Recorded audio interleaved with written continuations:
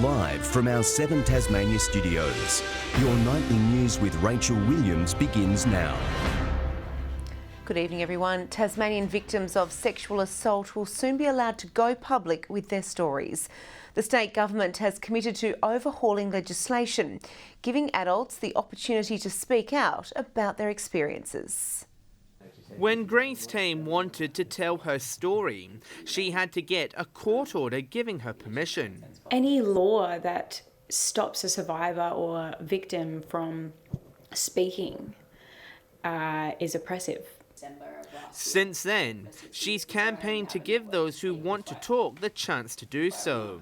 It's paid off, with the state government to amend Section 194K of the Evidence Act, letting sexual abuse victims speak out.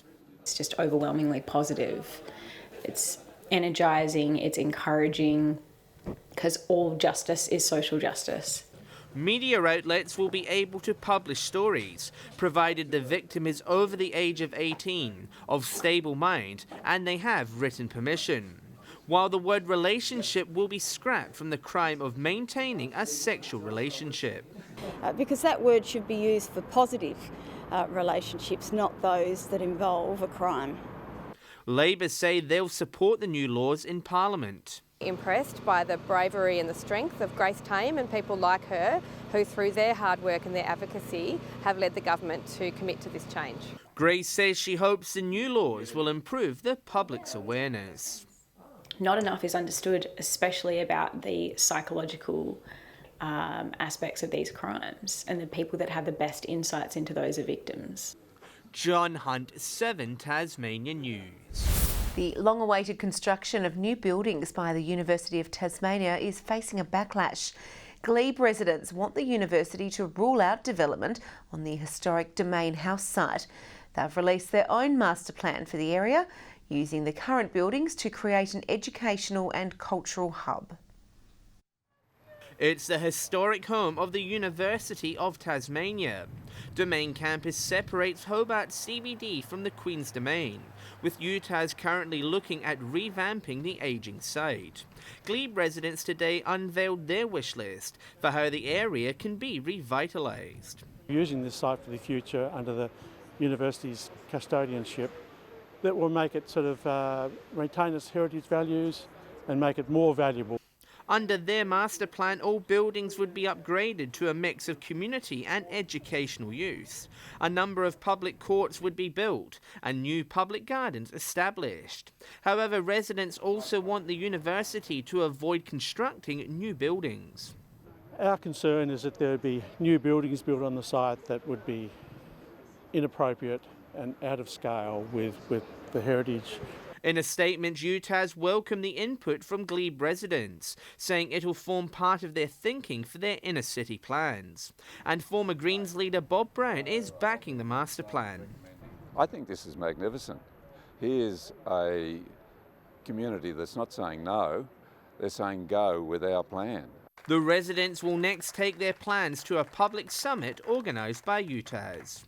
Taking it to the summit the university has organised for late in November to gauge sort of people's views. John Hunt, 7 Tasmania News. More than 2,500 people have packed the streets for this year's Burnie 10. Just a few seconds separated the winners in a thrilling finish, while there was plenty of colour at the back of the field.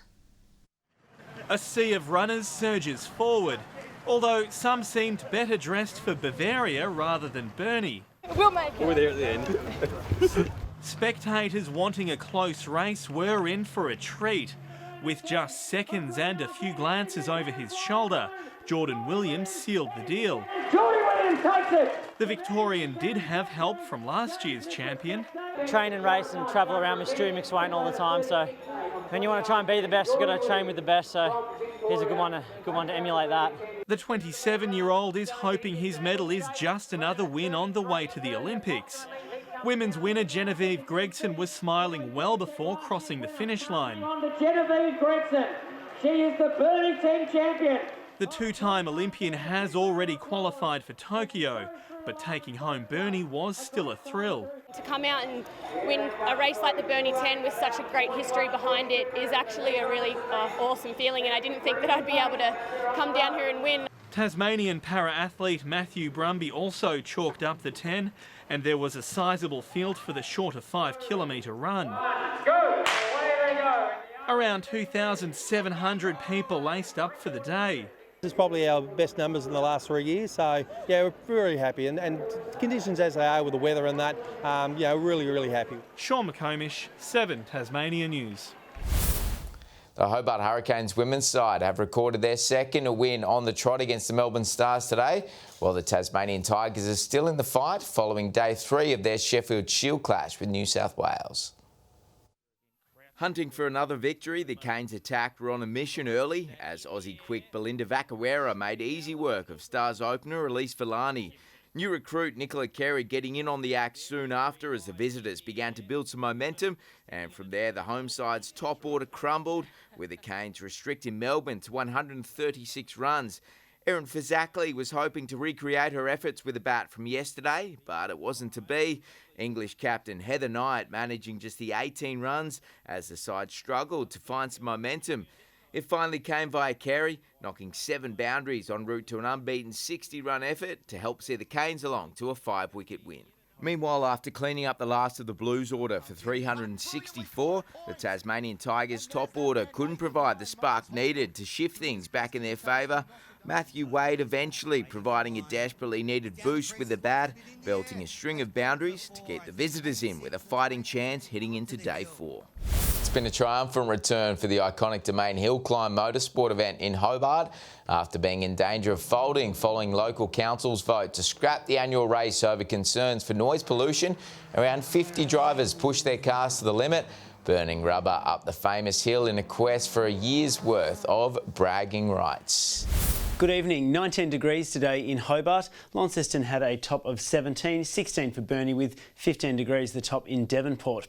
Around Tasmania, 20 was the state's highest temperature for Friendly Beaches, 19 degrees at Cressy, 18 for Maria Island and Campania, Fingal and St Helens both 17, 16 the top for Wynyard with 15 degrees for Sheffield, Bushy Park, Ouse and on King Island. Extensive low cloud over the state today, extending into surrounding waters. Further out, you can see the cold front crossing the state. Low cloud extends into Victoria with embedded thunderstorm activity for parts of WA related to the trough, but mostly cloud-free for the remainder. Tomorrow, a pair of high centres dominate the southeastern states with low pressure troughs lingering over the northwest and the northeast. West to southwesterly winds 20 to 30 knots about the south and the northeast, grading 10 to 20 knots elsewhere with lighter conditions throughout the east coast with seas up to 3 metres. There is a strong wind warning current for northern and southern coastal waters. Looking to the forecast, mostly sunny tomorrow in Hobart, 20 degrees, 18 for Dover, 20 also at Ouse. A foggy start with 24 degrees the top for Launceston, 21 and sunny in Devonport and Scottsdale. 19 and sunny in Burnie, Strawn 15 degrees with 17 degrees for Stanley, and sunny conditions throughout the east, 19 for St Helens, 21 at Swansea and 23 degrees for Ross. A fine day for most parts on Tuesday, light showers throughout the southwest. Fine again Wednesday, those light showers touching the west and the far south, with mainly fine conditions statewide on Thursday. Taking a look now at your capital cities for tomorrow, 23 degrees in Perth, Adelaide 25 and sunny, 18 for Melbourne, a sunny 23 degrees for Sydney with 26 the top in Brisbane. And at the moment, Rach, it's 15 degrees and cloudy in Hobart and Devonport and 16 for Launceston. It looks like summer is well and truly on the way. Oh, gosh, I hope so. I really want to warm up. Thank you so much for that, Sam. Well, that's all your news for now. Thanks for joining us. Have a great week. Good night.